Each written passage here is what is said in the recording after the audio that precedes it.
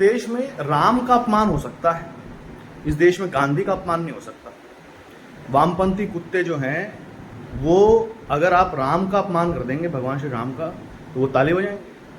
आप गांधी का अपमान करिए, वो आपको नोच खाएंगे। आप जुडिशरी का अपमान करिए, अगर जुडिशरी सरकार के विरोध में है, मैं वर्तमान परिदृश्य में बात कर रहा हूँ, अगर जुडिशरी सरकार के विरोध में है, चीफ जस्टिस ऑफ इंडिया अगर ऐसे कुछ बयान दे देते हैं जो आरएसएस के हल्का सा खिलाफ हो जाता है, जो सरकार के हल्का सा खिलाफ हो जाता है, तो वामपंथी कुत्ते इनके तलवे चाटने लग जाते हैं। चीफ जस्टिस डीवाई चंद्रचूड़ आपको याद होंगे, इससे पहले के जो चीफ जस्टिस थे, राम मंदिर का फैसला उनके कार्यकाल में आया, ठीक है।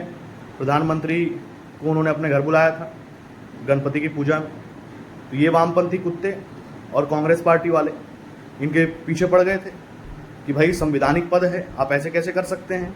और यही जब उलट कर आया, chief justice of India BR Gavai ने एक पिटिशनर को ये कह दिया कि भाई अगर आप चाहते हैं कि मूर्ति, खंडित मूर्ति फिर से बन जाए, तो जाइए ईश्वर से ही कह दीजिए कुछ, ईश्वर ही कुछ करेंगे।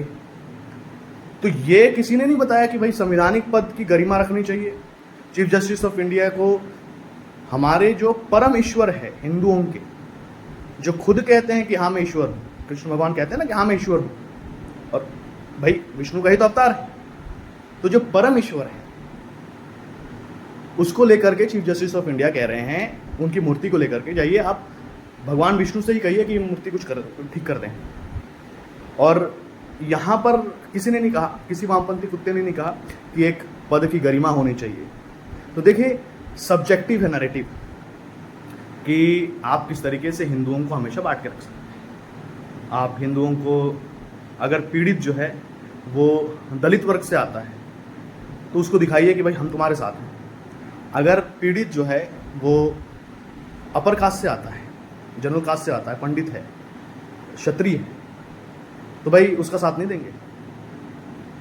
और ऐसे ही आपको हिंदुओं को बांट के रखना है, क्योंकि एक बड़ा मास है, उनके ऊपर आपको अगर राज करना है तो ऐसे ही कर पाएंगे। मुसलमानों का पता है कि मुसलमान बहुत कट्टर है अपने मज़हब को लेकर के, वो बहुत एकता में रहता है, तो उसको कुछ नहीं बोल सकते। कुणाल कामरा याद है ना आपको, क्या कहा था? उसे बताया था कि भाई मैं मुसलमानों पे जोक इसलिए नहीं करता क्योंकि उनके पास सिर्फ उनका धर्म ही है। भाई कुणाल कामरा जूते पड़ेंगे, तेरे को मालूम है। तो दोस्तों ये विचार कैसे लगा कमेंट करके ज़रूर बताइए।